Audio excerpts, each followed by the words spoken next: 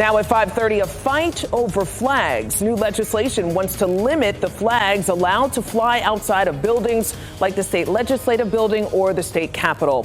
Thanks for joining us here at 5:30. I'm Lena Tillett. And I'm Dan Haggerty. This bill would ban things like Black Lives Matter flags, pride flags, or the thin blue line flags. WRAL Sean Gallagher joins us from the legislative building. Sean, give us an idea of the specifics here and which flags they are okay with. Yeah, Dan and Lena, Old Glory could still fly, obviously, and also the state flag for North Carolina as well. It could also include even military or school-centric flags like Duke and UNC, but flags supporting specific causes are what one representative wants to limit. He says those flags could actually make other people feel unwelcome going into these government buildings. In Carborough, you'll find many flags outside Town Hall. There's the United States flag, Black Lives Matter, Pride, and of course the North Carolina flag. They're all flying right now. But Mayor Barbara Fushi may need to remove a couple of those. To ensure that government properties maintain a neutral and objective stance by displaying only official government flags. It's the Depoliticize Government Property Act. Representative Brian Echeverria from Cabarrus County says it's to prevent unofficial flags from being flown on public properties. Those flags might mean something to them, a pride flag, a Juneteenth flag, a first responders flag, a thin blue line flag, anything like that. Or something ridiculous like a Nazi flag. Sure. Okay, so what happens is they all should have the freedom to come. Not the Nazis. Please, no Nazis visit me, okay?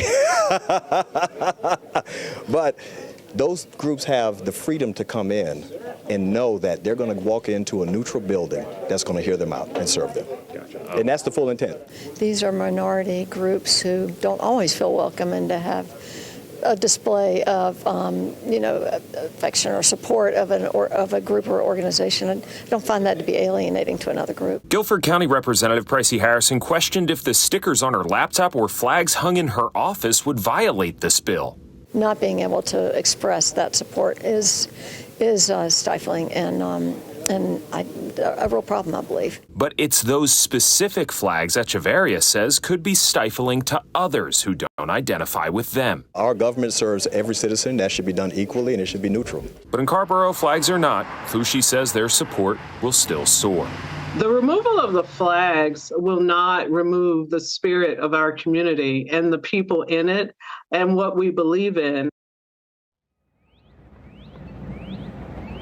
So there's still so much that we have questions about related to this bill. If the Canes won a Stanley Cup, that flag would not be able to fly outside of the legislative building or any other public building in support, or really any other religious flags of some sort either. But Representative Harrison had a question about if a Confederate flag could fly outside of these public buildings. But Representative Echeverria says that that's not considered an official government flag, so no, it could not fly outside of a public building. But important to note, this is still in the very early processes. It has to go through a number of different hurdles before this bill could be law, so still a lot more to be ironed out here at the legislative building.